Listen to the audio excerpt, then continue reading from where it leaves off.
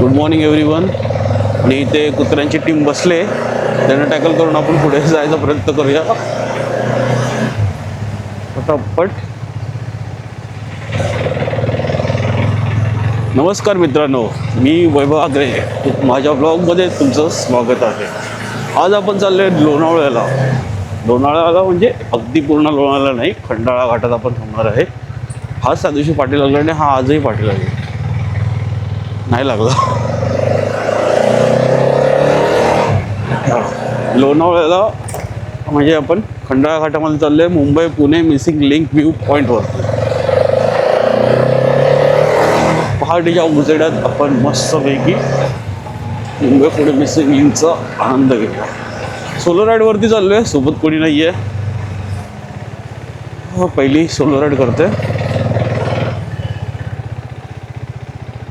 डोंबिवलीपासून एक 75 किलोमीटरवरती आहे.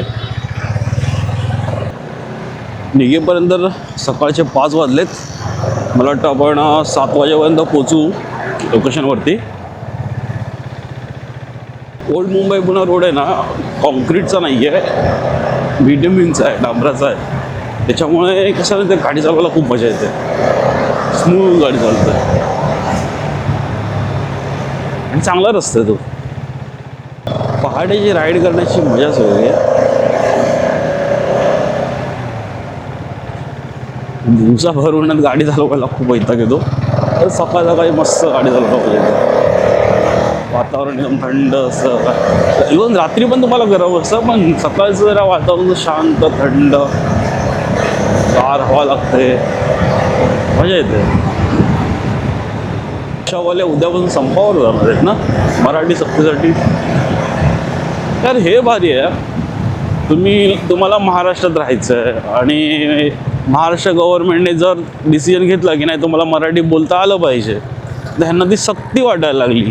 आपण पण सक्तीच बोलायचं का, तर ह्यांची पण थोडीशी काय बोलतात ते, हुज्जत लोक घालतातच. काही लोक, सगळ्याच जणांना प्रश्न आहे, पण काही लोक हुज्जत घालतातच. अरे तुम्ही राहता इकडे, मातीमध्ये राहता, मिसळा ना. तुम्ही व्हॅल्यू करणार नाही, मग साहजिक राग येणं साहजिकच आहे. आणि चांगला डिसिजन घेतला गव्हर्नमेंटने. कधीही म्हणजे असं पॉलिटिकली मी असं बोलाल तर मी BJPला कधी सपोर्ट नाही केला, पण हा डिसिजन जो घेतला ना, खरंच चांगला घेतला. जरा इथे हॉल्ट घेतो because I don't know setting, आणि मला मॅप पण डिस्कनेक्ट झाला आहे. का डिस्कनेक्ट झाला काय माहिती.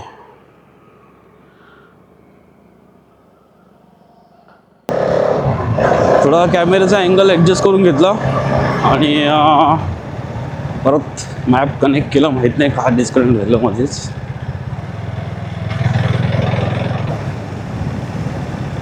या रोडला स्पीड ब्रेकर भरपूर आहेत.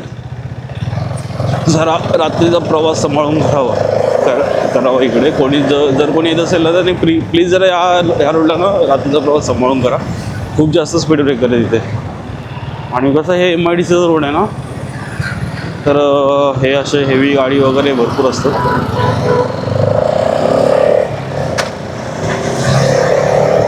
असा रोड खाली असतो रात्री, पण मोठ्या गाड्यांमुळे जरा सांभाळून चालवा.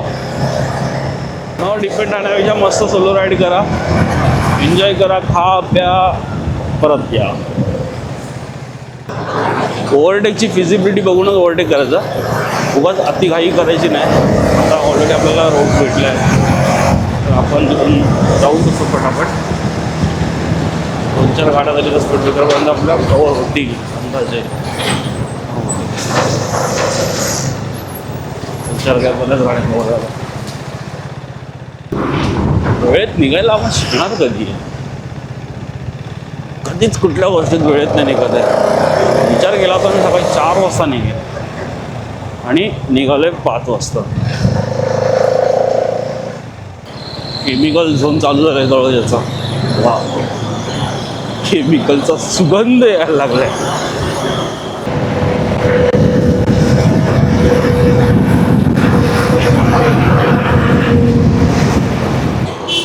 मुंबई पुणे एक्सप्रेसच्या इंटरसेक्शनला आपण आलो. आता इथून आपल्या सर्कलला राऊंड मारून पनवेलमधून एंट्री करून आपल्या new Mumbai Pune sorry old आपल्याला हायवे घ्यायचा आहे. हा छान रस्ता बोलत आहे पनवेलमध्ये.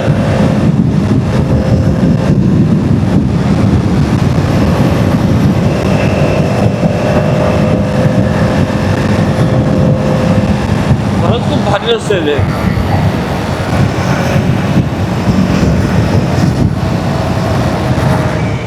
बायपासचा फ्लायओव्हर घ्यायचा आहे. खालून जाऊ नका, खालून तुम्हाला ट्रॅफिक मिळेल. नमुना बघत पण नाही आहे पाठी, तेव्हा गाडी येते नाही येते. चाललंय आपलं मस्त. ऑलरेडी सनराईज झालाय, उजेड पडलाय आणि आपण कुठे पनवेलला पळसवे वाटायला बसतो. गोल्ड फेमस पळसवे फाटा. त्याला अख्ख्या कोकणी लोकांना आणि पुण्यात जाणाऱ्या लोकांना पळसवे फाटा माहिती. पुण्या काय सातारा सांगली सगळे जे स्वतःची गाडी घेऊन जिल्ह्यासाठी प्रवास केला आहे ना, तर सगळ्यांना रस्ता माहिती. आता मुंबई गोवा आहे सॉरी मुंबई पुणे एक्सप्रेसवेने जाणाऱ्या लोकांना आता नवीन लोकांना माहिती नाही आहे.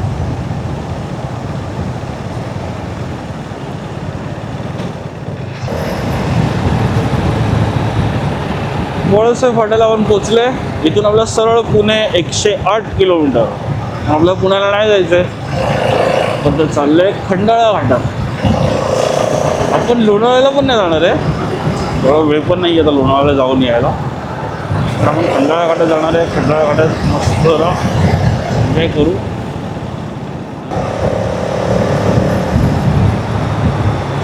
इथून थोडं गावांचा पॅच गेला ना, पुढे रस्ता सॉर्ट आहे.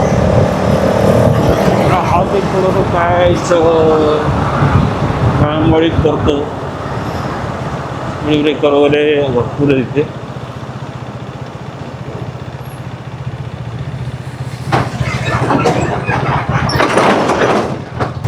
सकाळची राईड करायची खूप मजा येते. आणि बघा हे सगळे जे बायकर्स वगैरे चाललेत ना, हे मुंबई कल्याण डोंबिवली मुंबई वसई विरार या साईडने चाललेलेच आहे.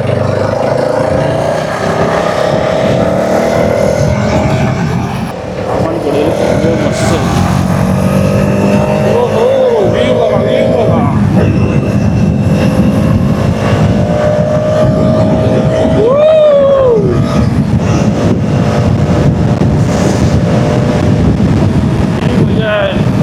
सकाळी राहिला काय मस्त.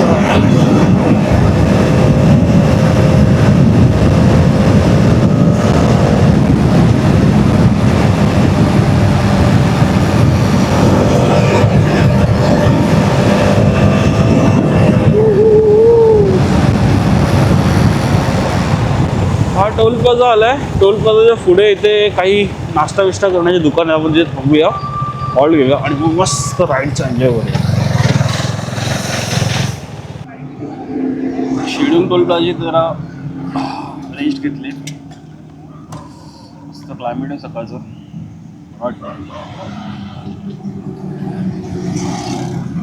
माइंड फ्रेश होतो सकाळ सकाळी. आठवड्यातून एकदा राईड केलं तर, पण आपल्या आठवड्यातून नाही 2 आठवड्यातून एकदा राईड करू आपण. बघूया आता आपण पुढच्या प्रवासाला.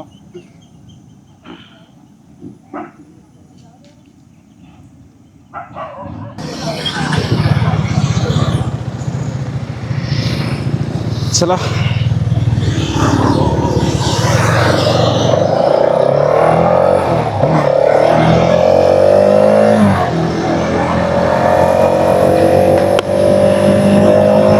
जाऊया खंडाळाकडे. भरपूर रायडर्स सॅटर्डे संडेला बाहेर निघतात आणि खूप भारी वाटतंय त्या रोडला. समोर जर आपण पाहिलं तर नुसत्या बाईक्सच बाईक्स आहेत. एवढ्या एक एक सुंदर बाईक बघायला भेटतात ना. या बाजूला तर KTM 250 चालले. या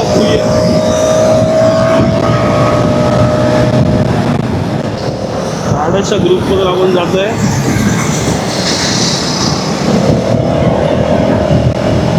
निवांत चाललेत ते लोक. 29 किलोमीटरचा रस्ता आहे. आपण थांबल्यामुळे जरा वेळ गेला आपला. प्लॅटफॉर्म कव्हर करूया आता फटाफट.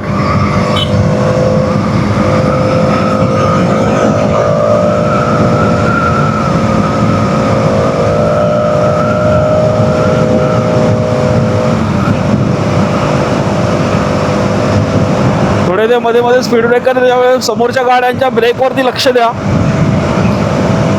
स्पीड ब्रेकरचा अंदाज आहे, कारण पटकन स्पीड ब्रेकर दिसत नाहीत. काही ठिकाणी मार्किंग आहे व्यवस्थित, पण काही ठिकाणी मार्किंगचा थोडा इश्यू पण आहे.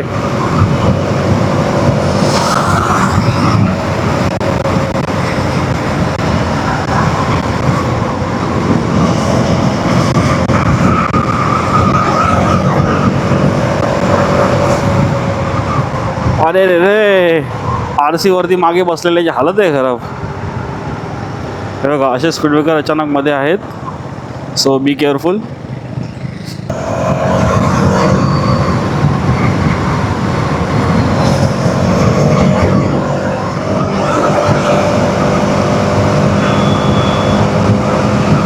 हा रस्ता बाईक राईडसाठी ना खरंच खूप भारी आहे. तुम्हाला शॉर्ट राईड करायची आहे 100 किलोमीटरची, या रोडवरती या, मस्त रस्ता आहे हा.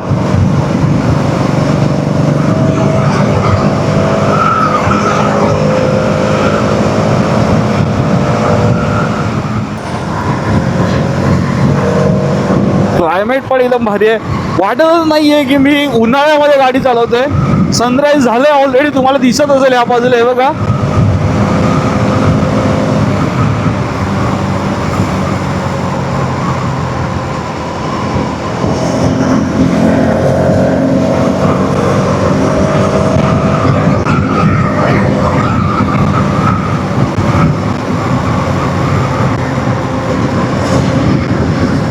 मस्त सनराईज दिसतंय.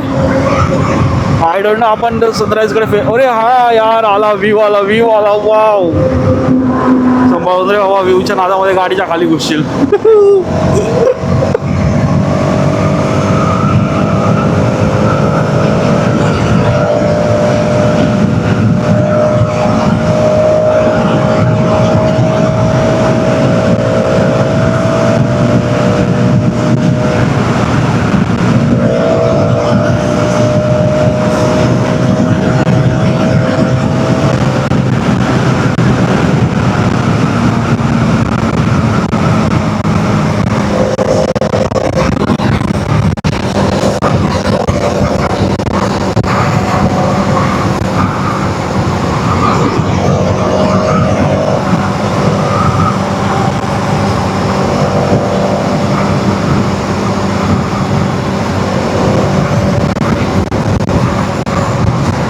आपला मॅप पण ॲक्टिवेट झाला आहे.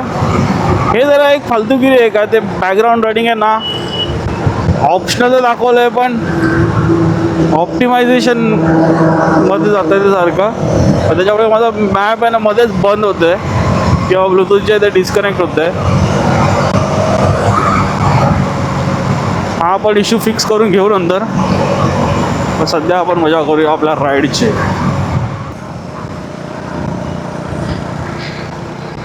समोर जर अशा मोठ्या गाड्या असल्या की जरा थोडं सावकाश घ्या, कारण पूर्ण व्ह्यू ब्लॉक होतो आपला.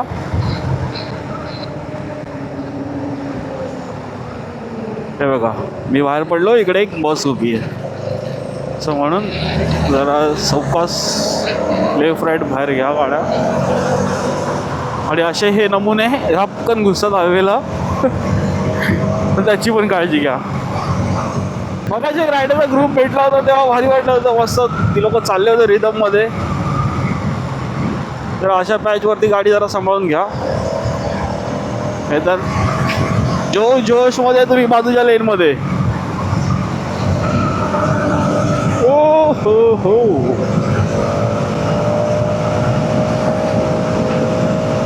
हाय हाय.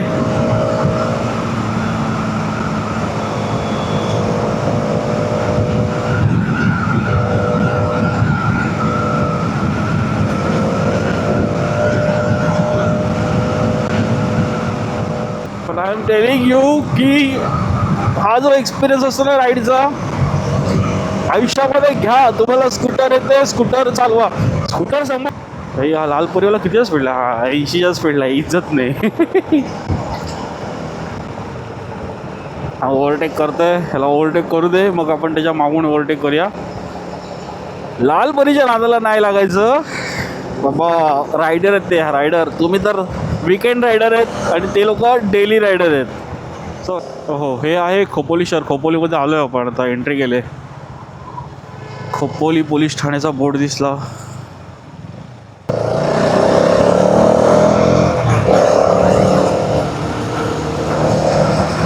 हा भाई हायकिंगला चालला आहे. समोरचा जो आहे तो, त्याची पूर्ण बॅग भरले आहे आणि त्याच्याकडे बरंच काय काय आहे. MH03 वाला आहे. 360 कॅमेरा असता तर काय मजा आली असते. 360 कॅमेरा नाही ना आपल्याकडे. It's okay, no problem. आपण आपल्या ॲक्शन कॅमेरामध्ये काम चालू. समोर व्ह्यू बघा, वा. डोंगर आणि त्याच्या मागून येतात कडक व्ह्यू भेटते, कडक व्ह्यू समुद्र. चला आपणच ओव्हरटेक करू येतो.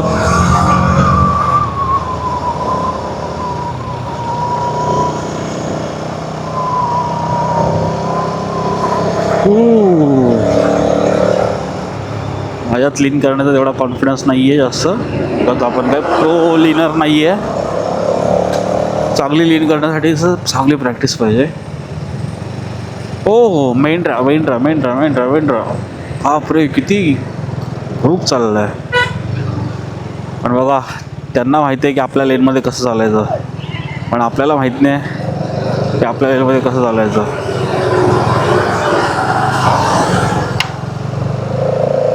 चला सुटलो आपण. शार्प टर्न आहे हा, शार्प टर्न घ्यायचं आहे.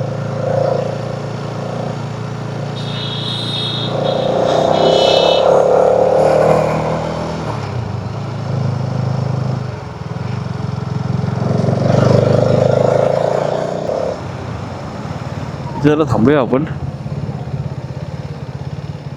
आणि आपला मॅप बी आणि जरा सेटिंग जरा अपग्रेड करून घेऊया आणि मग जाऊया पुढे. इकडे खंडाळा घाटात आपण थांबलो आहे. ही आपली मस्त राणी उभी आहे आणि हे बघा घाटाचा व्ह्यू. चहा पिण्यासाठी थांबलो आहे, चहा पिऊया.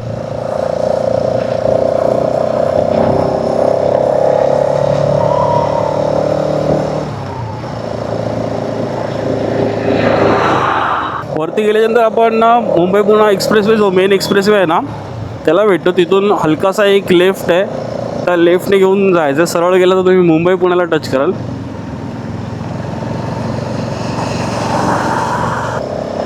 आपल्याला जाताना इथून खाली उतरायचं त्या वन वेने. ब्रिजच्या खालून आलो ना आपण की हे बघा, आता तुम्हाला ते दाखवतो. हलका एक लेफ्ट येईल, तो लेफ्ट आपल्याला घ्यायचा. ही जी समोरून स्कॉर्पिओ आहे ना, तो लेफ्ट आपल्याला घ्यायचा आहे. इथून खालून गेला तर तुम्ही मुंबई पुणे एक्सप्रेसवेला जाल आणि इथे आलात की तुम्ही वरती ओल्ड ह्याने लोणावळ्याला जाऊ शकता. हा राईट टर्न घेऊन सरळ आपण आतमध्ये व्ह्यू पॉईंटला जाऊ शकतो. आता हा व्ह्यू पॉईंटचा रस्ता चालू झाला. इथून थोडा छोटा रस्ता आहे, गावा आतला म्हणजे असं असतं ना. हो, काय गार लागतंय मस्त. विचार करा, ह्या उन्हाळ्याच्या दिवसामध्ये इतकं छान वातावरण येते आणि थंड लागतंय. थंडीच्या दिवसात काय हालत असेल.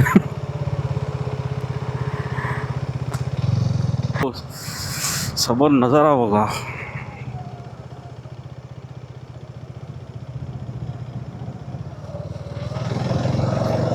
एक्झॅक्टली आपल्या खालून एक्सप्रेसवे गेलाय आणि आपण त्याच्या वरती आता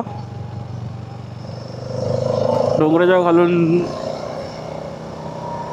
एक्सप्रेसवे एक्झॅक्टली गेलाय आणि आपण मस्त त्याच्या वरती आता टॉपवरती. टॉपवर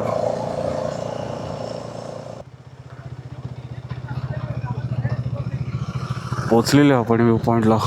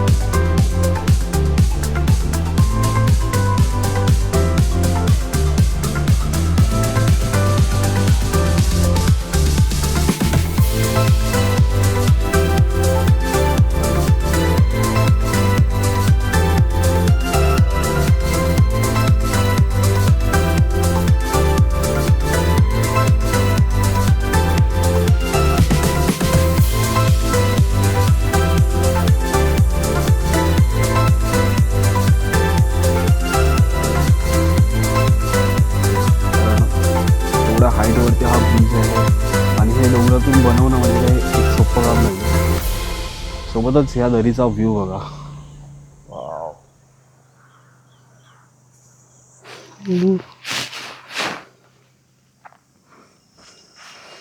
इथे काही लोकांनी ना दारू वगैरे पिऊन बॉटल वगैरे फोडलेत, तर प्लीज असं काही करू नका. लोकेशन्स काही चांगले असतात, काही चांगले लोकेशन्स ना चांगलेच ठेवा. उगाच इकडच्या लोकल लोकांना त्रास देऊ नका. आपण इथे येतो फिरायला, एक दिवस येतो आणि निघून जातो, पण आपण विचार करत नाही की आपण काय करतोय.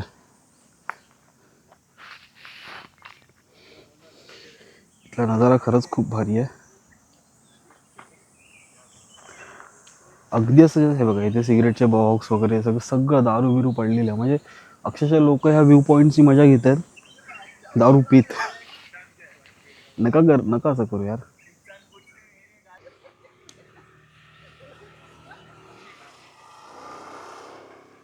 आपल्या पाठी हा सुंदर नजारा आहे. थोडंसं धुकं आहे, पण त्यामुळे जरा समोर, आणि ही दरी पण आहे, खोल दरी आहे, जरा जरा संभाळून इकडे या. लोकेशन असं काय अगदी जास्त मोठं नाही आहे बघा, एक छोटीशी स्पेस आहे, तिथून तुम्ही हा व्ह्यू बघू शकता अगदी जवळ.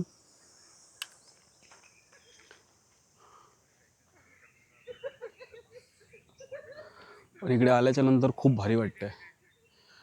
नेहमीप्रमाणे मला आज पण उशीर झाला यायला, नाहीतर आपल्याला हा इथला जो सनराईज आहे ना, मी तुम्हाला दाखवतो, हा खूप भारी दिसला असता.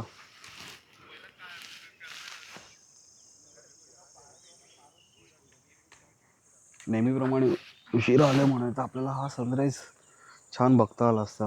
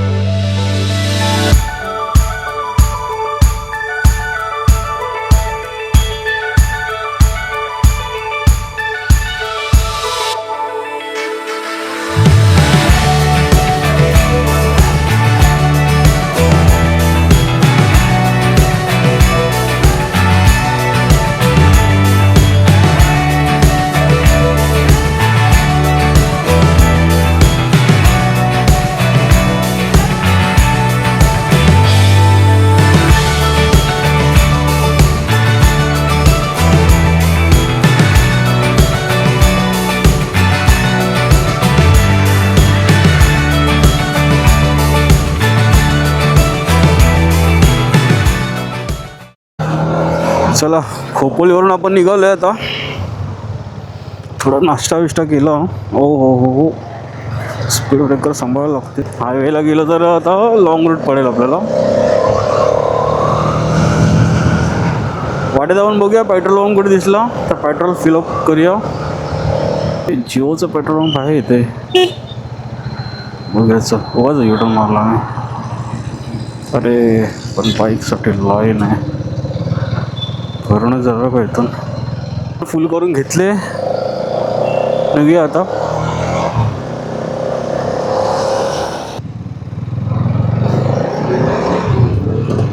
हा छोटा रस्ता आहे आता. इथून पुढे आपण पळसदारी कर्जत वगैरे करत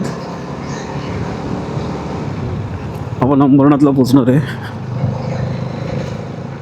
कमी ठेवूनच जायचं आहे.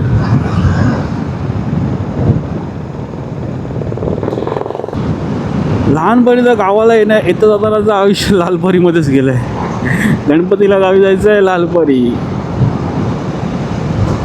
आता भरपूर ट्रॅव्हल्स वगैरे ऑप्शन्स अवेलेबल आहेत, पण त्यावेळेला तर जास्तीत जास्त रिलायबल ऑप्शन होतं लालपरी.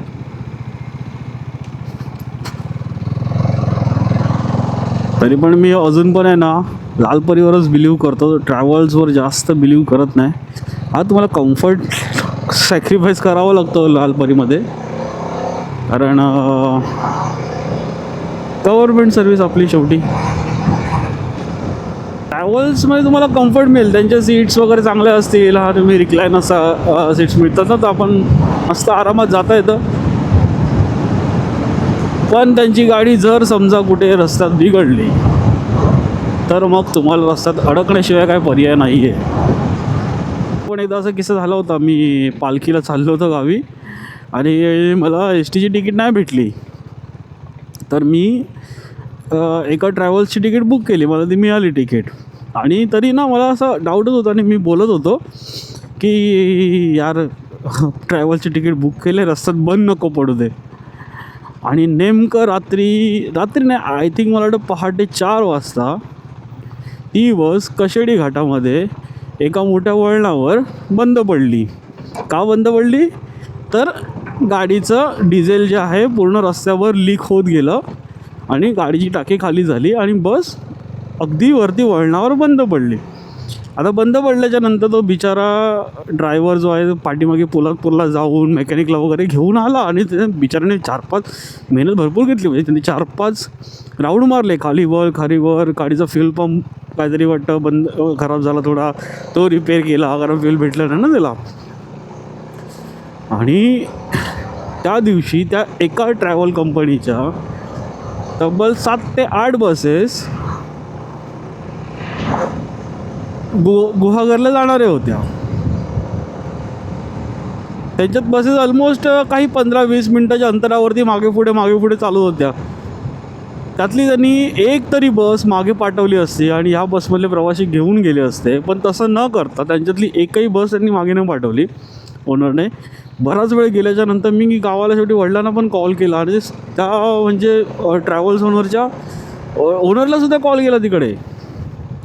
आणि मोबाईलमधली चार्जिंग वगैरे सगळी संपत आली. मग हे सगळं होता दुपारचे 12 वाजले.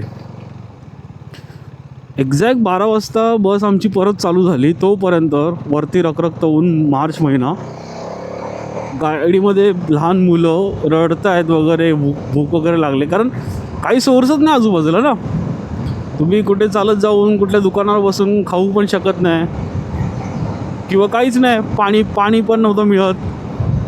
करणार तरी काय, पाणी तर ऑलरेडी किती असणार आहे लोकांकडे, थोडंफार असेल पण ते पण नंतर हळूहळू संपलं. सोर्स नाही. लहान मुलं रडायला लागले आणि गरम प्रचंड व्हायला लागलं. बस एवढा वेळ तात्काळ राहिली आहे, पण काही केल्या त्या ओनरने दुसरी बस रिटर्न पाठवलीच नाही. बरोबर मी घरात म्हणजे माझ्या गावी घरी 3च्या दरम्यान पोचलो. 2:30 दरम्यान मी पोचलो. नशीब लकीली आमच्या घरी पालखी संध्याकाळी येते तर मला पालखी भेटली. पण त्यांच्याकडे सकाळी पालखी येते, त्या बिचाऱ्यांना तर पालखी भेटलीच नसेल. आणि बरीच लोक अशी असतात की जे सकाळी जाऊन संध्याकाळी परत निघणारी असतात. की काय गावाला गेली आणि काय परत निघाली, सर्व गोंधळच ना. आणि मी ऑनलाईन तिकीट बुक केली होती ना पेटीएमवरून, तर मी पेटीएमवरती कंप्लेंट एस्केलेट केली आणि पेटीएम थ्रू मला त्या जर्नीचा रिफंड पण आला. पण बरीच लोक आहेत त्यांना रिफंड नाही भेटला. मी परत जेव्हा येत होतो ना तेव्हा माझ्या बाजूच्या बसमध्ये किंवा वाटतं माझ्याच बसमध्ये नाही बाजूच्या बसमध्ये त्याच बसमध्ये असलेले एक आजी आजोबा मला भेटले. त्यांनी मला ओळखलं, विचारायला लागले, अरे तू पण त्याच बसमध्ये होतं ना? म्हणलं हो होतं. तर किती वाज पालखी वगैरे भेटली? म्हटलं हो भेटली, मला माझ्याकडे संध्याकाळी पालखी तर मला भेटली. तर आम्हाला भेटलीच नाही पालखी, आम्ही अशाच आता रिटर्न परत चाललो रिकाम्या हाते. तर मग त्यांना विचारलं तुम्हाला रिफंड वगैरे भेटला का? कारण मला रिफंड आला होता, मी रिफंड घेतला होता. तर त्यांना रिफंड नव्हता आला त्यांनी, कारण ती ऑफलाईन तिकीट बुक केलेली. सो बऱ्याच वेळेला ह्यांचं जे तिकीट्स आहेत ना ऑनलाईनच बुक करा. ऑनलाईन बुक केलं तर निदान ॲटलिस्ट जे ऑनलाईन प्लॅटफॉर्म आहेत ना बुकिंगचे, त्यांच्याकडून तुम्हाला सपोर्ट तरी मिळेल. ट्रॅव्हल्सवाले काय नाही सपोर्ट करणार तुम्हाला, ते हात वर करून मोकळे. ते तर कॉल पण उचलत नव्हते नंतर. म्हणजे त्यांनी गाडी अक्षरशः त्या ड्रायव्हर आणि क्लिनरच्या जीवावर सोडून दिली. बाबा तुम्ही तुमचं बघा काय ते, एवढी भली मोठी बस, अरे धंदा करताय तुम्ही, तुमचे नोकर पण आहेत, ते काहीतरी काळजी करा त्यांची. श्री स्वामी समर्थ मठ पळसदरी. हो हो, इथे आणलं पाहिजे आईला एकदा.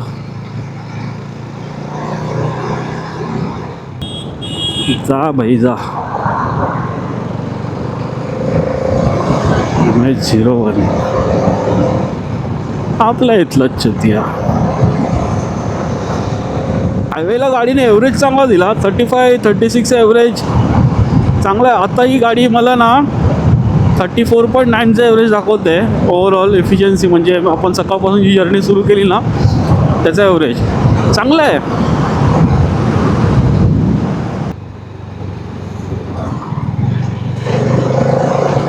भारत पुढे जायला भेटते, जाऊया. स्पीड ब्रेकर पण आहे.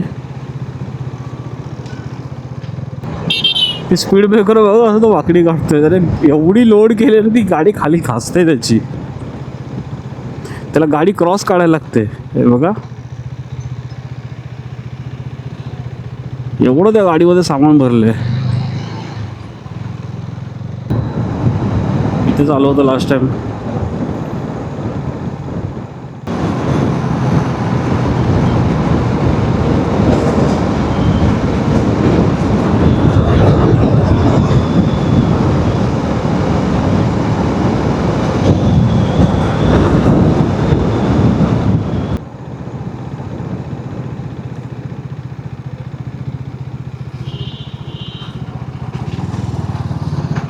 ही आहे माथेरानची लाईन. मिनी ट्रेन जाते ना माथेरानला, त्याची लाईन आहे ही.